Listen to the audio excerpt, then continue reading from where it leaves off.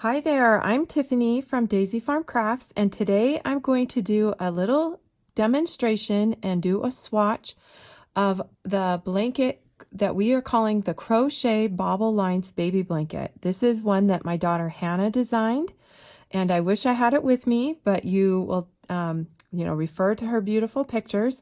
This is the yarn that we are using, Bernat Softee Baby, which is a light size 3 yarn.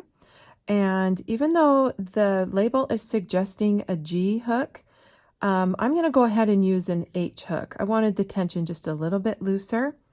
And this is an H 5.0 millimeter hook.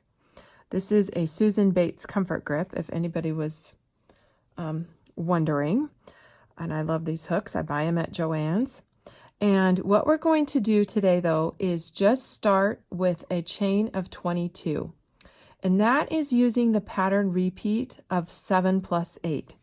So what that means is if you would like to make your baby blanket any width, you would multiply the number 7 by whatever you would like, and then add 8.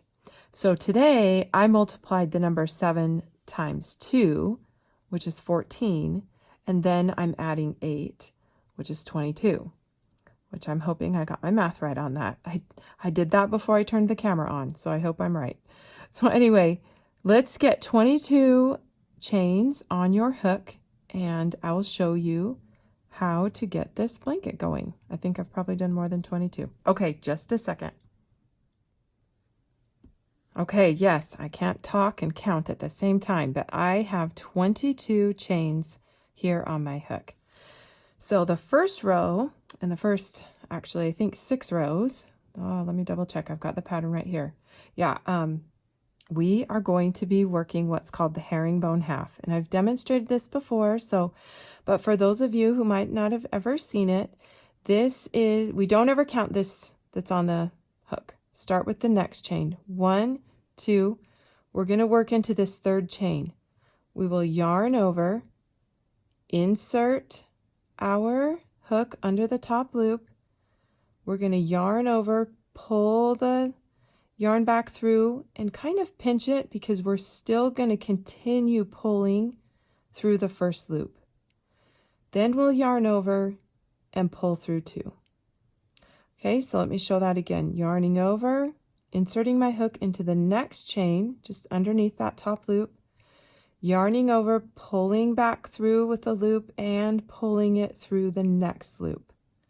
Then chaining 2. I mean, not chaining 2, working through 2 more loops on your hook. All right, you're going to work 1 herringbone half double crochet into each chain space across the row, and then you'll want to chain 2 and turn. Okay, so I'm going to meet you back at the end of the row. All right, I finished all the way across the row, and I've gone back, and you should have worked 20 herringbone half double crochets across that chain, because we chained 22, we have 2 for the turning chain, and then we worked in all the remaining 20 stitches.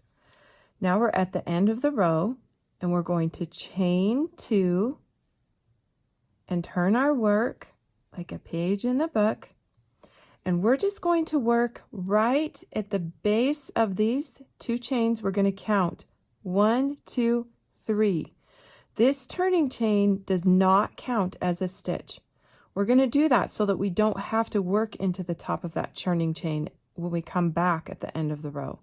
So just insert your hook right underneath those 2 loops and work more herringbone half double crochet across, and you should work 20 herringbone half double crochets across the row. Okay, so I will continue this, and I'll meet you at the end of the row. So if you want to push pause and get your 20 herringbone half double crochets worked. All right, here we go. We've got our 20. And I hope it was easy for you to find that last stitch to work into. You do not need to work into the top of those 2 turning chains. In this case, these were the first 2 that we skipped over at the first of that base chain row. We're going to chain 2 and turn and do the exact same thing through rows 2 through 5. On row 6 is when we're going to introduce a new color, and we're going to get that bobble stitch row going. And when we work that bobble stitch row, we're going to switch up to single crochets, and I'm going to show you a double crochet 5 together. That's what makes the bobble. Okay, so I'm going to let you get working here. Why don't you get your 5 rows made, and then we'll be ready to work that 6th row in color. All right, I'm at the end of working my 5th row, and I wanted to hold off and show you the very last stitch because we're going to introduce the new color. So what you do is you're going to yarn over, insert your hook, yarn over just like we're going to work that first step of the the herringbone half by just pulling through that first loop. Then you're going to stop right there. You're going to grab your color, simply lay it over the hook and pull through. That's it. Now you can cut this white off. Leave yourself a long tail to weave in at the end of the project, but you are done with the white. But you will, not completely done. You'll pick it up at the end of the row. Now what you're going to do is with the peach, well, this one was soft peach, and it depends on the color, obviously, that you use first. You are going to just chain 1, and then you're going to turn. Now, before I go on, I want you to pay attention to where this tail is. If you have a hard time counting 5 rows in between, it's confusing to you, or you don't know quite what to look for, kind of pay attention to this tail, because I will say that the bobbles stay on one side of the blanket. And if you work this row of color on, not with 5 rows in between, your bobble will be sticking on the wrong side of the blanket. So all the bobbles will be poking out on one side, and then the back is smooth. So when you know that you have 5 rows in between the color, when you turn and the tail is over here. And probably as you go, all your colored tails will be on the same side of the blanket. So just a little tip. Okay, what we're going to do now is switch to the single crochet stitch. So all you need to do is work still in that same first stitch. This time, of course, we only chained 1, so it's just right under that first stitch. Let's work a single crochet in each of the first 6 stitches.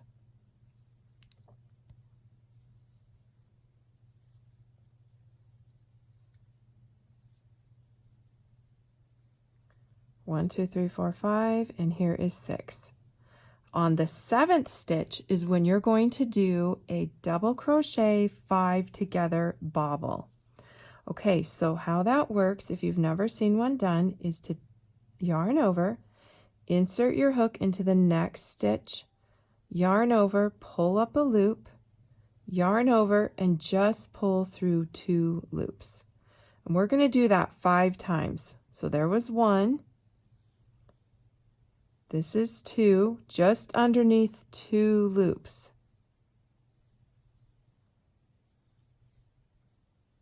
This is the 3rd time. So it's almost like you're making the first step of a double crochet. Here's the 4th one, and here's the 5th one. Just like that. If you want to count really quick, you should have 1, 2, 3, 4, 5, 6 loops on your hook. This is a double crochet 5 together. Now you'll just yarn over and pull that all the way through all of the loops. Just like that. Now kind of push it towards the back of your work, because you're going to just take your hook and insert it right into the next space and make a single crochet. And that is going to kind of bring that bobble down and really make it pop out on the back. You see that? Okay, and that counts. This single crochet is number 1. And we're going to work total of 6 so that when we get over on the 7th one, we will make another bobble. So 1, 2, 3, 4, 5, 6. Here we go with one more double crochet 5 together. Let me show you again. Yarning over, inserting your hook, pulling up a loop, yarning over and pulling through 2. And let's just repeat that for a total of 5 times. Hoping you can see that. Get my hands out of the way. 1, 2, 3, 4. There's 4 of them. Ah! There's 5. But then I always like to make sure and count. You should have 1 extra loop. 1, 2, 3, 4, 5, 6. That's how you know you did 5 of them. Because you know there's always that loop that we started with that was on the hook. Pull through. Just start your single crochets. Now, you should have 6 spaces at the end of your row. And that is perfect. Absolutely perfect. We did it. Yay. And before you finish the last step of this single crochet, you're going to grab your white that you cut off, and we're going to add that back in now. Pull through on that last step of the stitch, grab your white and chain 2, and you are on your way. You are going to work 5 more rows, and I am going to cut my tail off here. Actually, and you know my tip before of saying, oh, look for the colored tails. Well, you're going to have them on both sides of the blanket, so don't do that. Look for this tail, your starting tail.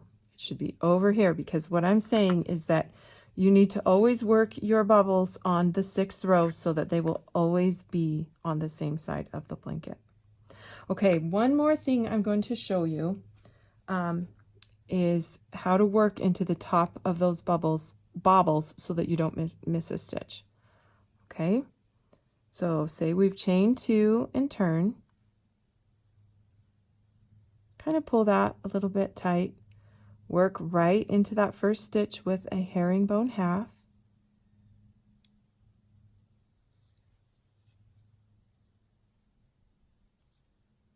I just want to make sure that you can work into the top of that bobble, because it just counts as its own 1 stitch. Okay, hold on just a second. I'll be right back. My tension isn't. Okay, sorry about that. I had to pull out some slack there so I could work. Okay.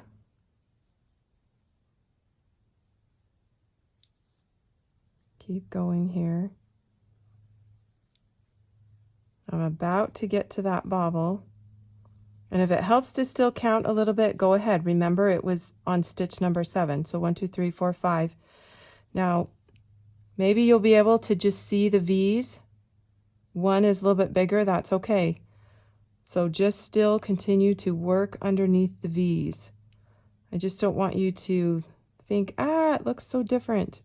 Because it does over here. You know, if you're looking at it this way, you need to come in over here.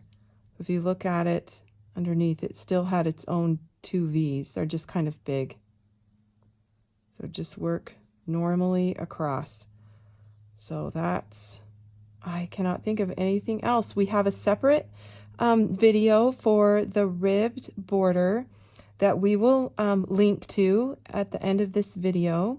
Of course, if you push the daisy that's going to pop up, that is how you can subscribe to our channel so that you can see demonstrations of the latest blanket that we're releasing. And I'm actually going back and doing videos of our blankets that don't have videos, because I didn't know how to make videos, but now that I do, it is so great to be able to just explain what I'm doing. And I know there's a lot of you that are visual learners, and I think that helps too. But man, I had to learn a lot of tech, but I did it. So happy. Okay. Look at this. It's that I love her color choices. They are, you know, I think she used navy. This one is soft peach, but all the color choices will be listed. I'll put them in the descriptions right here on YouTube, but you also can click and go see the pattern on our website. Thank you so much for coming by. Thank you everybody for your kind comments. I'm just a wannabe grandma sharing the projects that we're making in hopes one day it might happen. So, all right, you have a good day.